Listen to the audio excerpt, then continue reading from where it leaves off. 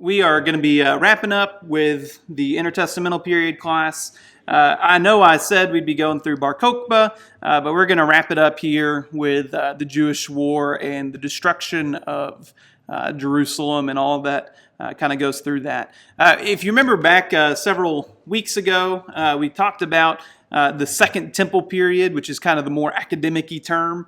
And so I guess we're following that a little bit more. We probably should have called it that because the Second Temple period starts where the temple's built in 514 BC, which is where we started, and it ends with the destruction, which is where we're going to end. So I guess we probably should have called it the Second Temple period.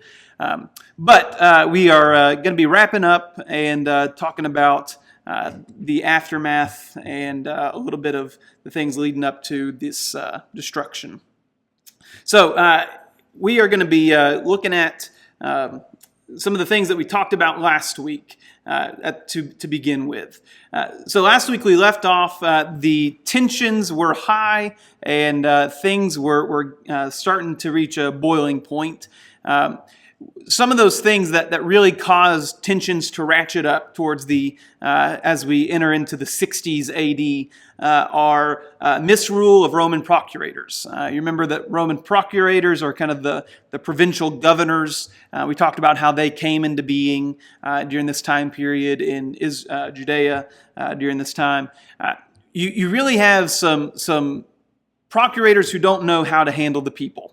We talked about Gessius Florus, who's going to be the last Roman procurator before everything breaks loose. And Gessius, for a lot of these guys, the role of procurator was not what they wanted to do. It was a stepping stone to higher office. And so if you remember, we talked quite a few weeks ago about the cursus honorum, the course of honor, the path that you go to gain greater and greater honor in Roman society. Part of that path was to be a provincial governor, was to be a procurator.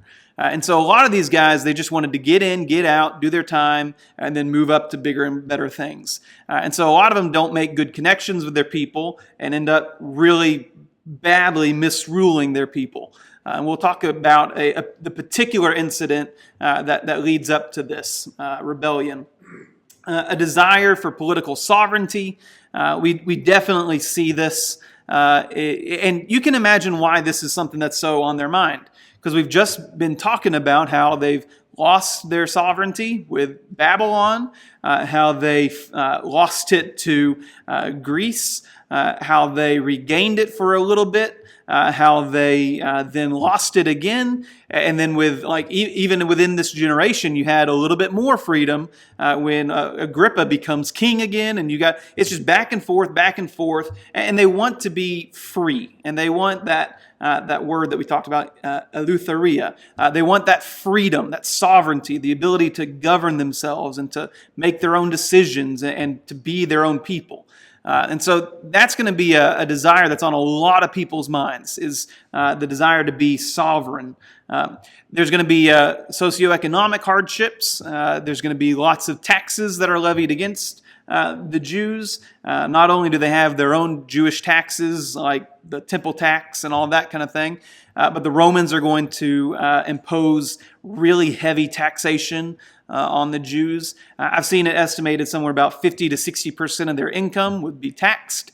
And that's a hard way to live, especially when you're a farmer just barely getting by to feed your family. And so that's going to be a serious issue. They don't want to be taxed like that anymore. Ethnic hostility. You're going to have Jew-Gentile relations are always an issue, right? You've got foreigners who are living in the Holy Lands. The Jews don't like that. The Jews don't like the Gentiles. The Gentiles don't like the Jews. The Gentiles are going to view the Jews as lazy because they take Saturdays off for Sabbath when the Roman work week was 7 days a week. And the Jews only work 6 days a week. And so there's going to be some hostility there. The Gentiles sometimes egg on the Jews. The Jews don't help themselves because they are antagonistic towards the Gentiles. And so there's going to be just a lot of tension between Jews and Gentiles, which is just kind of par for the course. You're going to have, and this is going to be a big one, the Jews, when Rome takes over, a special provisions given to them so that they don't have to worship the emperor like all the other people do. There's lots of nations that have no problem with worshiping the emperors because the emperors are deified after they're dead, right? After Julius dies and after Augustus dies, people begin to regard them as gods. And so part of the Jewish special privileges that they got by the Roman Empire was that they don't have to worship the gods as long as they make sacrifices on behalf of the gods to their God. And so we don't care if you worship us per se, just make sure that your God is on our side. And so when things are gonna blow up here in a little bit, they're going to stop making sacrifices for the emperor. And that's going to make the emperor very mad. And that's going to be a bad move. Here's a little interesting tidbit.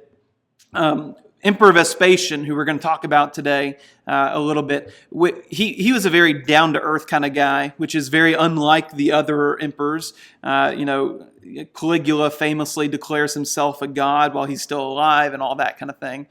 When Emperor Vespasian is on his deathbed, he says, "Alas, I think I'm becoming a god," very, very sarcastically. And so they knew they were full of it. But so they're going to stop doing daily sacrifices. Jewish terrorism is going to be a bit of an issue. We've talked about the Sicarii, the daggermen, the people among the Jews that kill their own brethren. They fight against the Romans, but they largely fight against their own brethren Jews. And that they see as, being too compromised or whatever it may be. So all of these things are going to just, one's going to ratchet up another, and then they're going to ratchet up each other. And you can't really blame the rebellion on any one of these. It's really all of these and more. There's all kinds of things happening behind the scenes. And all of these things, though, are going to raise the temperature just up and up and up until there's no turning back, and they've gone too far. So the early revolt, how does this thing get off the ground? The catalyst for this rebellion is going to be an incident that happens in Caesarea. If you remember, Caesarea Maritima is the city that Herod built on the ocean, the Mediterranean Sea, and he built his own harbor and all of that. That's going to be a very important city. That's where the Roman procurators are going to generally want to spend their time because they don't want to really go down and deal with all the people. It's a hustling hubbub kind of place. And so there's going to be an incident, though. You're going to have a Jewish synagogue, and right next to the Jewish synagogue, you're going to have a Greek merchant house. And they don't particularly like each other. And so, as you can imagine, what really sets this off and really makes this, they always kind of rubbed each other wrong, but what's really going to ignite people's rage is the Greeks are going to extend their building, and they're going to block an entrance to the synagogue. And it's like petty kind of stuff, right? And that's going to make the Jews mad. But then the Greeks are going to perform augury on the steps of the synagogue. Augury is a type of foretelling the future, and it involves like killing birds and looking at their entrails and kind of stuff. It's gross, weird, pagan stuff. But they're going to do that on the doorstep of the synagogue, and that's going to make the Jews really mad because they're doing unclean, pagan sacrifice stuff on their synagogue steps. So the Jews are going to be really mad. The Sanhedrin in Caesarea is going to want to petition Florus to talk about these things. Florus is the procurator at the time. And so they end up raising 8 talents to be able to talk to Florus. Typically, they would go through an appeal to the king, who would then talk to Florus on their behalf, King Agrippa II. But Agrippa II is kind of an absentee king in a lot of ways. And so he won't do it. He won't help them. So they go straight to Florus and they give him 8 talents, which is like $2 million is kind of the estimate. And they say to Florus, come hear our case. And Florus sees a potential issue, and he doesn't want to be a part of it. So you know what he does? He takes the money and runs. And so he takes their 8 talents and he runs out of the city and goes down to Jerusalem. And you can imagine they've just been robbed blind. $2 million essentially. They just raised 8 talents and all that money is just up and gone. And they didn't even get a hearing out of it. And so that's going to be an issue. Florus is going to end up making his way down to Jerusalem, where he's going to end up taking 17 more talents of gold or silver or whatever it may be from the temple treasury, because what do? We rob the temple treasury. It's just what we do. It's common course by this time. And he's going to march into the temple complex, and the Pharisees are going to mock Florus. They're gonna pass around a collection tray for poor, starving Florus, who he just has no money at all, and he can't take care of himself. And they're going to taunt him. And Florus does not take kindly to being taunted. So he's going to do what your standard Romans do, and he's going to crucify some people. And so he crucifies the Pharisees that taunt him, and he now has some 500 soldiers, Roman soldiers, stationed in Jerusalem. Yeah. We talked about Agrippa II last week. He's the, yeah. Look at your notes. So that's going to be really the event that gets all the ball rolling. And it's just going to pick up steam and pick up steam. So when people have all this happen, the Jews retaliate. And they're initially really successful. The Jews end up retaking Rome or retaking Jerusalem. They recapture the fortress of Masada. They're really instigated by the zealots that are really the first ones, ready to fight, rearing to fight in the Sicarii. There's one instance where 12,000 Roman soldiers were sent to recapture Jerusalem after the Jews had retaken their city and declared it independent. But they were defeated by the Jews. They camped in a bad place. They didn't really know the geography. There was some confusion about Jewish holidays in there when there wasn't actually a Jewish holiday. And so what they saw as a benign gathering turned out to be a threat. And they ended up being eliminated. And so with this success, the Jews are feeling really good about themselves. They've just defeated several Roman legions, and they're feeling real powerful. And so in that wake of that success, what the Jews do is they establish their own government. And this own little temporary type government, they establish a republic of all things, which is kind of interesting. And so they marshal their own troops, and they take all the good weapons and the good armor from the Romans that they just killed, and now they have a really well-equipped militia. And so the Jews are a bit of a threat.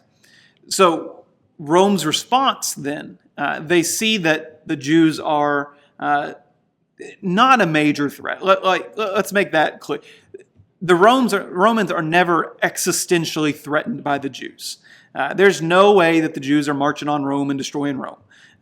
Rome's, famous for having people just to throw into the meat grinder. If things get bad enough, Rome will always come out on top. The goal of the Jews is just to be such a headache that Rome doesn't want to do it. And so the Jews have no hope of conquering Rome or anything. But Rome's response is that they see the initial success of the Jews. They're mad because they just lost a bunch of soldiers, and it embarrassed them because this is just some little backwater province, and they're putting up a fight. And what they're perhaps most worried about is that other people are going to see what the Jews are doing and get the same idea. And so you always want to, when for those of you who plan on being emperors someday, when your provinces start rebelling, you want to make an example. And so that's what Rome does. They want to make an example for all the other peoples that they'd conquered, and not a pleasant example at that. So Rome under Nero, Nero's emperor right now, so what he does is he pulls one of Rome's best commanders, one of their best generals, a man by the name of Vespasian. And Vespasian's an older guy. He's had a lot of experience. He's fought and led people as in Rome's conquests of Britain. And so he's pulled from Europe along with his son, who had very successful military campaigns in, I think, Gaul, his son Titus. And so they pull some of the best of their best, and they want Vespasian to quash this thing before it can get any worse and before anybody else can get any ideas. And so that's what Vespasian does. So Vespasian leaves Europe and takes some troops, and he lands up north. And his plan is he's going to land near Galilee area and march his way down and just destroy everything in his sight, which is what Romans are really good at doing. They're an unstoppable force. They're a tank. And once they have their mind up about moving somewhere, no one's gonna stop them. So I know this is a lot, but so the new provincial little government, the little republic that's taken shape in Jerusalem, they see and they know what Rome's going to do, and they see the threat. And they have a little bit of time because Vespasian's all the way up in Europe, and he's got a long way to travel. You know, you can't just hop on your Boeing airplane and fly all the troops over. And so he's got to march them or take a ship and all that kind of business, and it's going to take a while. So they have a brief little period to prepare, and they're going to prepare as much as humanly possible. So they appoint a guy by the name of Joseph ben Matthiyahu, or some say Joseph ben Mattathias, and they say, Joseph, we want you to be our leader. We want you to lead the Jews in Galilee, put up as much a fight as you possibly can. We're not going to be holding them back. They're going to be, marching through, but we want you to give up as much trouble as humanly possible. The only chance of having a victory is that we're just going to wear them out. They're just going to be so tired, they're just going to go home.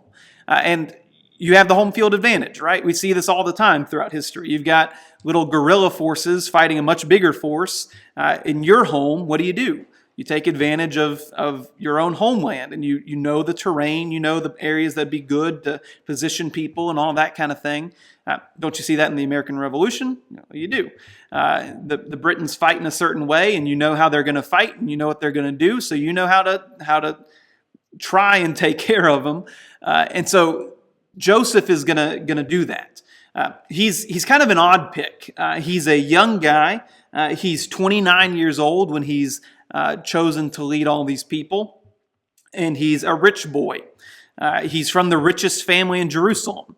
And so you have kind of a disconnect between him and the people that he's supposed to be leading, because Galilee's a really poor district. And they may be, poor might not be the right word. They're a very rural district, and Joseph is very urban. He grew up in Jerusalem. He spent time in Rome. In fact, he had met Nero himself personally on an occasion. He's very, very well educated. He knows Latin, he knows Greek, he knows Hebrew, he knows a lot of different stuff. He's very educated. He knows philosophy.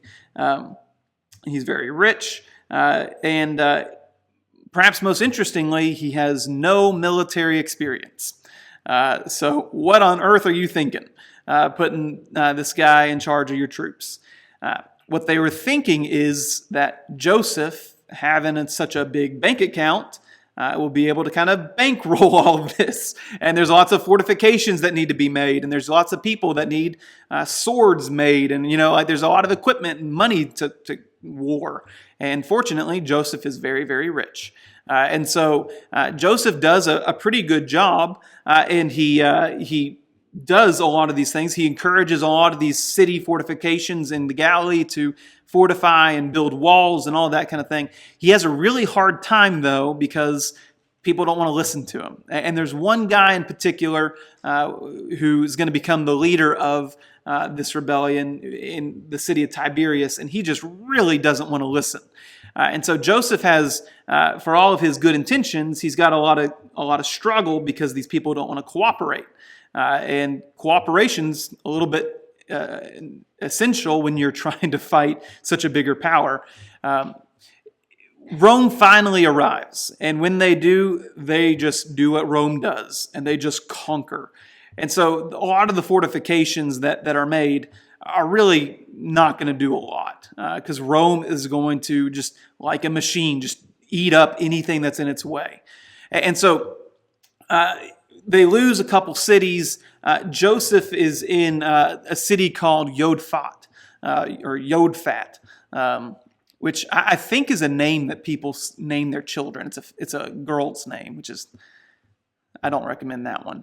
But Joseph is in Yodfat, and it's a challenging fortification, primarily because they don't have any water source. So what happens in these battles is, Rome comes in, and Rome just circles the city, and they say, we'll just wait you out. We have tons of manpower. We got nothing but time, and you are on a clock, and we are not. And so the Romans siege Yodfat, and they're in a real bind because they don't have a water source. And so they may have some food, but you're going to get thirsty, and you're going to get thirsty fast. And so what Joseph decides to do is he decides to play a little bit of a trick. Right now, the Romans are camped out in such a wide circle around the city that he can't even, they can't attack him if they wanted to. They can't even land a strike if they wanted to. And so how can he get, if they're going to die of thirst, how can they at least strike a blow against the Romans? And so what he encourages all his people to do is to soak their linens with water, with what little water they have, and hang it over the walls. And it's kind of a taunt. They're saying, we have water that you don't know about. We're going to hold out longer than you think. You're going to be here a lot longer than you want to be here. And so Rome sees this taunt, and they fall for it. And so they come closer to the walls, and they're going to try and take this place by force, because time's a little bit of time's a factor to be considered, because they're trying to squash this thing as fast as possible. And so they engage in some fighting and all that. And then as Rome does, just scales the walls. They break everything. They end up making entry into Yodfat, and they just destroy. And they tear down the houses, and they burn everything. So what Joseph does is he takes some of his leaders, some of his military guys, some of his rich, prominent citizens, and they go and hide inside the caves of Yodfat. And in Israel, there's so many caves. Like, it's hard to even describe the number of caves. Everything's just riddled with caves and like little caverns, and the ground is typically like limestone, is just everywhere, and you can carve it really easily. And so he goes and he hides in some of the caves and takes these 40 soldiers, and they lose hope. And they realize that help is not going to come, and that there's no escape. And if they pop their heads out, they're just going to get their heads cut off.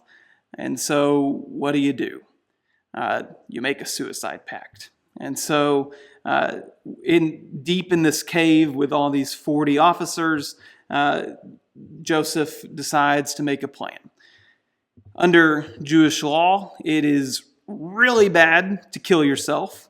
And so obviously, suicide is a sin. And so no one wants to kill themselves, but they're more okay with killing each other. So Josephus plans it such that everyone is going to, the person number one and person number two, person number three, person number four, all around. Person number two is going to kill person number one. And then, go on and on until there's only two people left. And Joseph does that. And he plans it so that he's one of the two that's left. So everyone has now killed each other. It's a bloodbath. It's just him and one other guy. And so the two of them agree to go out and just let the Romans take care of them. And so they emerge, and Titus is there. And so Joseph goes to see Titus, the son of Vespasian, the one who's led the attack against this city. Not Titus, Vespasian rather, sorry. And he goes before Vespasian, and he talks with him, and he says something really, really interesting. So let me just read for you what Josephus says. Well, I gave it away. It's Josephus. It's not Joseph. In the Wars of the Jews, Book 3, Chapter 9, Section 9, Thou, O Vespasian, art Caesar and emperor, thou and thy son. Bind me now still faster, and keep me for thyself, for thou, O Caesar, art not only Lord over me, but over the land and the sea and mankind, and certainly I deserve to be kept in closer custody than I am in now, in order to be punished if I rashly affirm anything of God. Joseph, who's soon to be called Josephus, comes up to Vespasian and says, "Hey, Vespasian, I'm going to go out on a limb here, and I'm going to say God has told me that you are going to be emperor, you and your son." And Vespasian's perplexed. That's a weird thing to say. He's not emperor. Nero's emperor. He's not even in the royal family. He's of a whole different family. Nero's a lot younger than him. He's an old guy.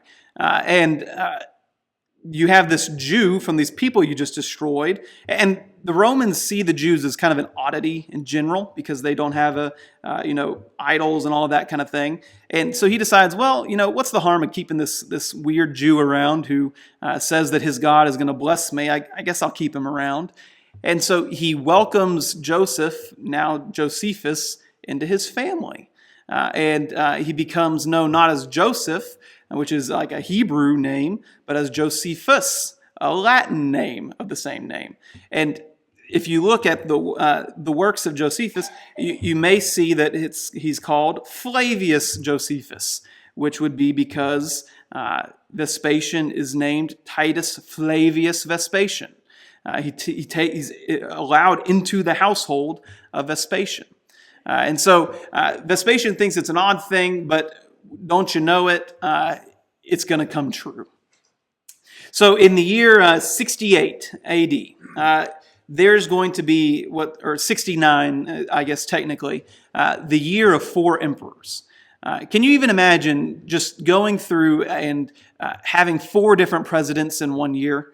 That kind of chaos.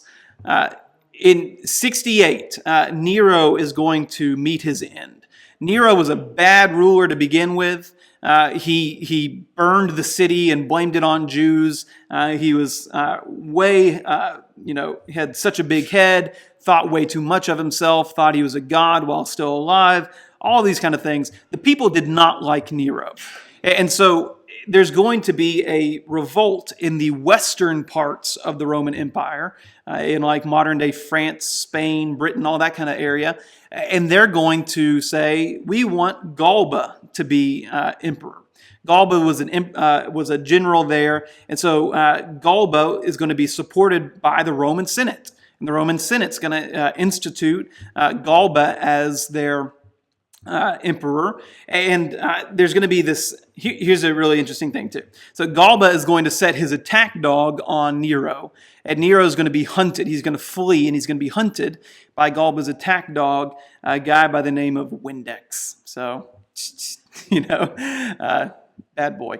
Windex is going to hunt Nero down. And before Windex can kill Nero, Nero's going to kill himself. And then Galba is now emperor from June of 68, but it's not going to last long. In January of 69, he's going to be killed. and then you're going to have Otho, and then he's going to rule for just a little bit. Then you're going to have Vitellius, and he's going to rule for just a little bit. There's not a lot that's said about these guys. They didn't do a lot because they didn't live very long, typically. But in 69, Vespasian's going to see his move. He's going to have halted his march on Jerusalem because he's going to act all honorable and say, I'm not going to make a move on the city until I get here direct orders from the emperor himself. And eventually there's just so much chaos that Vespasian's men say, you know what, you're emperor. And Vespasian has a very large army. And so when very large armies declare that you're emperor, well, I guess you're emperor. And so Vespasian finds himself now emperor and sees that that weird Jew, Josephus, well, he was right. And Josephus is given a status as like the advisor to the royal family against the people of Israel. And so Josephus is going to be a turncoat. He's going to help advise Vespasian and advise Titus, Vespasian's son, on, he's going to be their cultural guide, essentially. And that's going to be pretty bad for Josephus's reputation among his own people.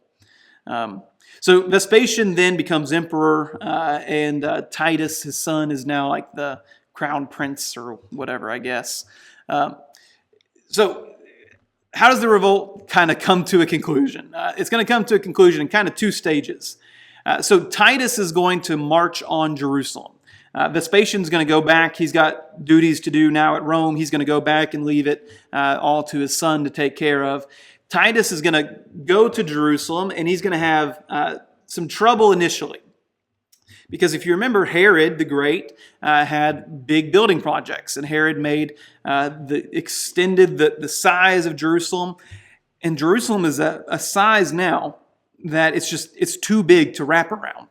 And so there's going to be holes in the siege, and holes that allow people to sneak in and sneak out, holes that are going to allow people to get food in, get food out, that kind of thing. So Titus is going to eventually break through the section of the city that Herod built, and then he's going to be able to wrap around and constrict on Jerusalem. When you have all the destruction of Galilee, the people that survived fled, and they went down to Judea, and they end up really concentrated in Jerusalem. So Jerusalem, you're going to have just a very, very large number of people in the city. It's a big city, but it's not a big city, and it's going to be just full of people, and a huge number of people. Josephus says there's somewhere around 1 million people in Jerusalem during all of this. That number's probably a little bit high, probably a lot a bit high, but there's going to be a lot of people in Jerusalem. And so Vespasian is going to now kind of constrict, and he's going to let the people starve. And so there's going to be some really bad suffering for the people in Jerusalem. Starvation is going to be big. Anybody who has any food, the warriors are going to take it. And so if you're just a normal citizen of Jerusalem and you got some money or some food hidden away, you better hide it real good, because people are coming by door to door taking what you got. And there's a story. People were suffering and like starving to the point of death. Lots of people were dying because they're so hungry. There's a story of a woman that people saw smoke and they smelled something good cooking, and they go to her house and they see that she has killed, cooked, and eaten half of her son. And she offers them some, and they end up leaving and like throwing up and then killing her. So it's bad. There's some people who escape, and they can escape. It's tight, but it's not like airtight.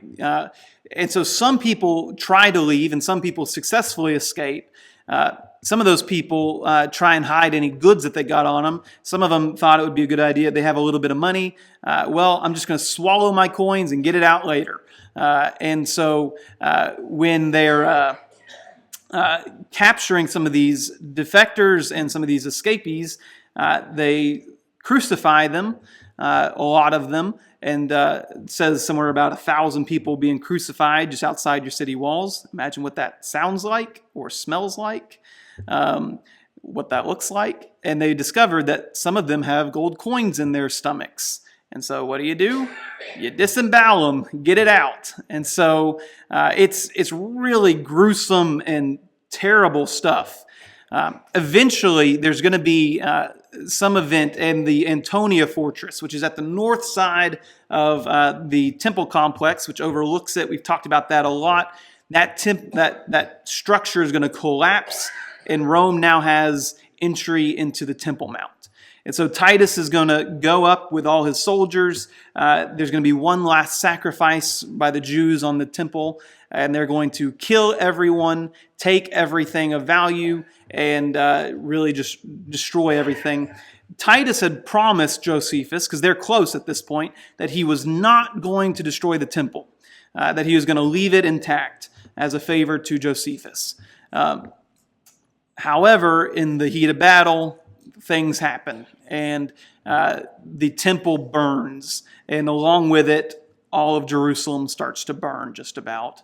And there's going to be a huge, huge fire that erupts in Jerusalem and just consumes everything. And when Titus marches up the next morning or so, and everything's pretty much settled, there's still Jews in one little quadrant left of residential quadrant. He's going to march up to the Temple Mount in order that everything be taken.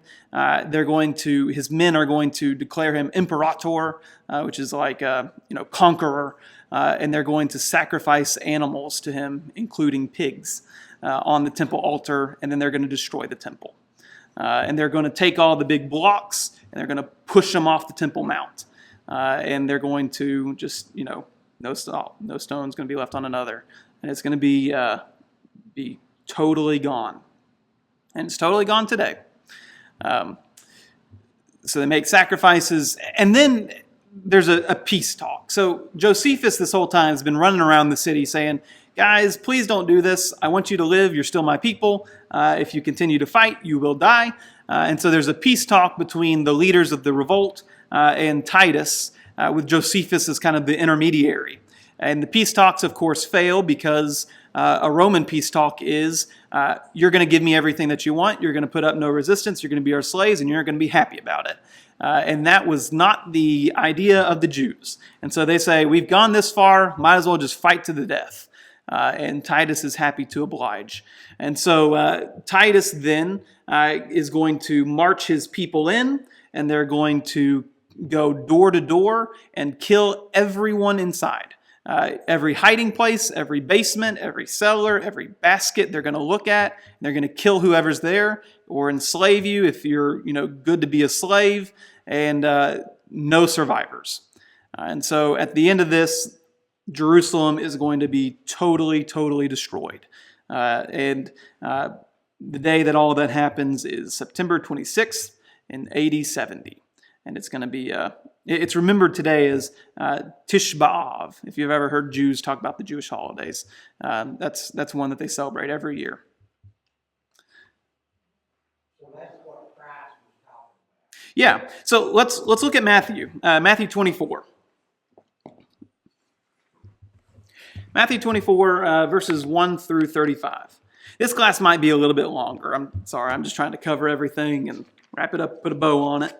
Matthew 24, verses 1 through 35. We won't read all of this. Basically, Jesus is overlooking Jerusalem. He's on the Mount of Olives, and his disciples come up to him and say, Jesus says that there's going to be no stone left on another. Verse 3, he sat on the Mount of Olives. His disciples came to him privately saying, tell us, when will these things be? And what will be the sign of your coming and the end of the age? And Jesus answered them, see that no one leads you astray, for many will come in my name, saying, I'm the Christ, and they will lead many astray. And you will hear of wars, rumors of wars. You'll see that they are not alarmed, for this must take place, but the end is not yet. For nations will rise against nations, kingdom against kingdom. There will be famines and earthquakes in various places, and these things are but the beginning of the birth pains. So the disciples asked two questions of Jesus. One, when's this going to take place, that there's going to be no stone left on another? And two, when are you going to be coming again? What's the sign of what's the end of the age? And so Jesus goes in, he answers question 1, and then he answers question number 2. And so all of this that people typically talk about, we had an earthquake, Jesus is coming soon. He's talking here not about his return, he's talking about destruction of Jerusalem. I won't go through all of this just because it's too much to read. But look at verse 15. So when you see the abomination of desolation spoken of by the prophet Daniel standing in the holy place, let the reader understand, then let those who are in Judea flee to the mountains. Let the ones who are in the housetop not go down to take what is his. Let the one who is in the field not turn back to take his cloak. And alas, for women who are pregnant, and for those who are nursing infants in these days, pray that your flight not be in winter or on Sabbath.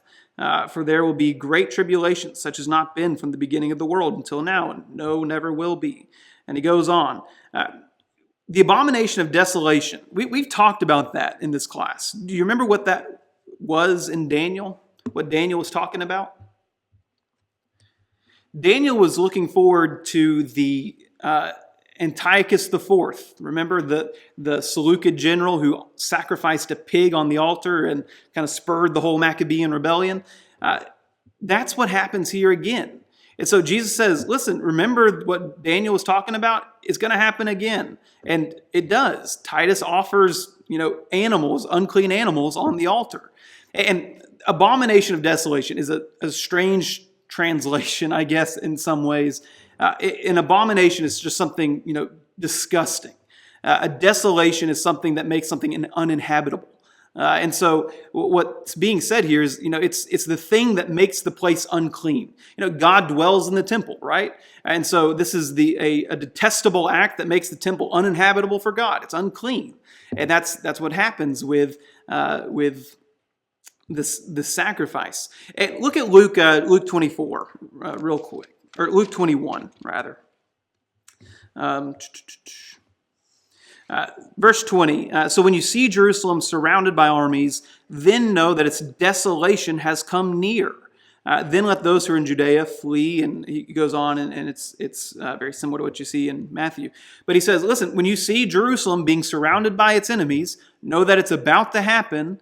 And then in Matthew, he says, when you see it, it's going to happen in the holy place, because that's where the altar is, then you know you got a problem. And if this is your last call, get out of town. You better heed it now because you've got a little bit of respite because the soldiers are in. You better be going. I believe it's Eusebius. I'm not sure. It might be some other early church father. But he writes that, and this may be an exaggeration, but he writes that no Christians died in the siege of Jerusalem because they heeded the warnings that were given. But yeah, and then after talking about all those things, Jesus says a generation is not going to pass before these things happen. And, this is a generation from Jesus. There's people alive. Eusebius says that James, the brother of Jesus, the guy who wrote the letter of James, is still alive when all this is happening. He'd probably be in his 70s or maybe 80s when this is happening. I don't know. He'd be an older guy when this is happening. So real quick, we'll try and wrap this up. So Titus tours the conquered Jerusalem, and he brings his new buddy Josephus with him. And he tells him, hey, whatever you want, just take it. You've been really helpful to me. You really helped me out with this conquest of your own people. Anything you want, you can have it. If you want a little villa that overlooks the destroyed ruins of your homeland, sure, you can have that. And Josephus says, thanks for the offer, but I think I'll be killed. And so he elects to go back to Rome with Titus. However, he does take a copy of the Torah from the temple, and he brings home his own copy of the scriptures. Vespasian and Titus then return home, and Vespasian has a big triumph, a big parade celebration of all the stuff that they carted out. And you can see that in this picture, which has been the background picture for this PowerPoint. That's the great menorah right there, the golden lampstand, and other implements and stuff from the temple that they hauled off. I forget what this is from, but it's an ancient sculpture thing. It's pretty crazy. So at the end of the revolt, they've returned home, but things aren't done yet. There's still a last little holdout. And so Titus and Vespasian, they've had their glory. They're done being in the backwater. And so they send a general out to go take care of things. And Masada is the fortress where the last people are really held out. And it's occupied by several of the Sicarii, which you may remember are those daggermen, the terrorist type groups. They were the first to fight, and they're the last to die. And die they will. This is a picture of Masada from today. It's a huge mountain with a plateau on the top, and it is incredibly steep. You can kind of get a scale of that maybe from that picture, but you have overlook everywhere. So Rome is at the foot of the mountain, the Sicarii at the top of the mountain, and the Sicarii are pretty good chilling out there for a little bit. They got plenty of water. They have some food. They're in a problem, though, which is that Rome's really stubborn, and Rome's not going to leave. And so there's kind of nothing that happens for a little while. Masada is extremely hot. I didn't go up to Masada, actually. You could see it from the road where we were, but when we were there, it was 118 days, or 118 degrees, and it's routinely in the triple digits. And so you can imagine how uncomfortable that would be, being a Roman soldier, carrying all your gear, wearing metal in that kind of heat. And so the Sicarii hope that they can wait it out, but it's not going to happen. Rome is not going to just let this go. So up to Masada, there's a little bit of a ridge way, and that kind of leads up to it. It's not anywhere near the top. But Rome does what Rome does best, and they build roads, because Rome builds roads. And so they build a road, and they expand this little ridge, and they make it I think it was 60 feet taller than it was. They just build a road up the mountain that leads up to the castle walls. And they build this giant siege engine with a battering ram, and they ram the walls in. The people up on top of the mountain get wise to that. So they take all the timbers off of their roof, and they stack it against the walls, and then they put a big dirt wall behind that, and then they put more timbers behind that. And so when the siege engine destroys the wall, it compresses the wood beams for their roofs into the dirt and makes a secondary wall. Well, Rome said, okay, that's a good little trick. How are you going to deal with fiery arrows? And so they shoot fiery arrows and burn all these timbers. When they come up in the next morning, they're ready for a fight, and there's silence. All the people had done what Josephus was proposing, and they'd killed each other. In Josephus, you have a record of a speech that's given by the leader of the Sicarii, a guy by the name of Eleazar. What's his last name? Eleazar bin Yodra or something like that. But this is the speech. So they couldn't find any soldiers, but they found a couple women and a child that were hiding in one of the cisterns. And so Josephus, who wasn't there, he gets the story of what happened from this woman. And she records the speech that the leader of the Sicarii gave before they all killed each other. He said, "Let us therefore make haste, and instead of affording them so much pleasure as they hope for getting us under their power, let us leave them an example which shall at once cause their astonishment at our death and the administration of our hardiness therein." And so he says, listen, we're not going to give Romans the pleasure of killing us. We're just going to kill ourselves. And so what they do is they break a pot, and they write their names on the pot, and they draw lots on who's going to kill who. And they actually discovered the shards.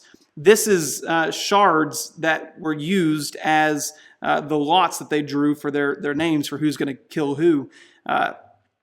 This guy right here that's the shard of the guy who just gave that speech. So somebody pulled that piece out of the pot or whatever and killed him once upon a time. But they discovered the actual shards that they used, which is pretty wild. And so with that, the Jewish war is done. The Jews are wiped. And Rome was victorious. What a surprise. So let's talk just a little bit and then we'll close out. Let's talk about Josephus. Josephus is a really interesting guy, and he has a very complicated legacy. You can imagine that he was really hated by Jews. He's probably the most famous Jew of his time period, certainly. He's a turncoat, right? He should have said he should have died. But then he turns and joins not just any family, but he joins the family of Vespasian and Titus. That's real bad. And so he is not remembered fondly by many Jews. But he's an invaluable resource. Everything we've talked about this class has come from Josephus. He writes and writes and writes in a huge amount. And we'll talk about those writings in a minute. And he's historically very reliable. There's going to be times where he gives a little bit of a bias on certain things, but his bias is towards the greatness of the Jews when he writes. And we'll talk about why that is.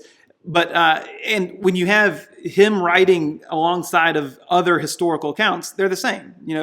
Ancient histories may not be written the way we write histories today, but they are reliable. And so Josephus he's a reliable source. Some will say that he's not, but he is. His writings are historical and reliable, but there is a propagandistic tint to them at times, and we'll talk about why. So he writes 4 major things that still exist today, that are extant. There's the Jewish War, which was written, and these dates, you'll see different dates depending on where you look, but there are approximations. The Jewish War was written in 77 to 78, somewhere around there. This is all about what we talked about today. It goes back a little bit before what we talked about, and it retells all these things, and we read from that today. Antiquities of the Jews is kind of a lot of that is kind of a secular telling of the Old Testament. And the reason why he writes these things is so that it's to make the conquest of Vespasian seem all the greater. So Romans, we have a view today of whatever's new is better, right? You get a new phone and it's better than your last phone. That is not the way ancient peoples conceived of the world, especially the Romans. Romans viewed things that were old as being better than what is new. That's a very Greek philosophy type thing. And so Josephus writes these books to show the greatness and the historicity and the longevity of the Jewish people. And so he writes Antiquities. He goes all the way back. He talks about Moses and all these things so that his audience, which would be primarily Romans, he writes these things in Greek. He doesn't write them in Hebrew, so that they could understand the antiquity of the Jews, where they come from, who they are, the greatness of this people. And so he sometimes exaggerates numbers, but he exaggerates numbers to make the Jews look better than they probably were. So like when he talks about the number of Jews that were in Jerusalem, he says there's over 1 million Jews. Well, there's probably not. But what a big fighting force that Titus conquered, right? 1 million Jews in town. Well, Titus must have really done something.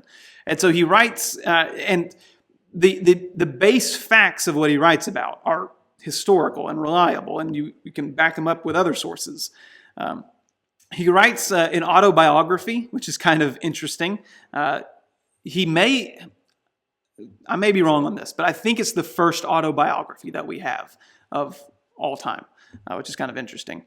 And he writes a letter called Against Appian. Appian lived before Josephus did, but he was a rabid anti-Semite, and he hated the Jews and was very influential in his writings. And so he writes this letter defending the honor of the Jews and all that kind of thing. Appian calls Jews cannibals, and he says that the Jews are eating people behind the Holy of Holies and whatever. Have you ever heard of the blood libel? Okay, well, that comes from Appian. But Josephus is an interesting figure. So we have covered a lot today and a lot throughout this whole class. But I think this is a good study. I've had a lot of fun and have learned a lot from doing it. It's a lot to digest, but it gives really important insight into the New Testament world. The world Jesus lives is not the world that Malachi ends. It is so different. You have Pharisees and you have Sadducees and you have Romans and you have Greeks and all these people that if you just read the Old Testament, you're like, who are these people? And so understanding this time period helps you to understand the New Testament. And I think what really stands out is, you got religious issues. You do. You got political issues. You got moral issues. People have always had religious, political, and moral challenges, and they always will. And the people who lived in this time period are not any better than the people living today. And they're not any worse than the people living today. Sin is sin is sin. And the people this time period needed a Savior. And so do we. And so, the events that happen in the intertestamental period are the events that lead to the time of Christ. Galatians 4, verses 4 through 5 are, I think, very applicable verses when we study through this time period. Look at them with me real quick. But when the fullness of time had come, God sent forth his Son, born of a woman, born under the law, to redeem those who were under the law, so that we might receive adoption as sons. I don't know all the things that go into the fullness of time, but the things that we studied apparently did. And so I don't know why God sent Jesus when he did. I'm just glad that he did.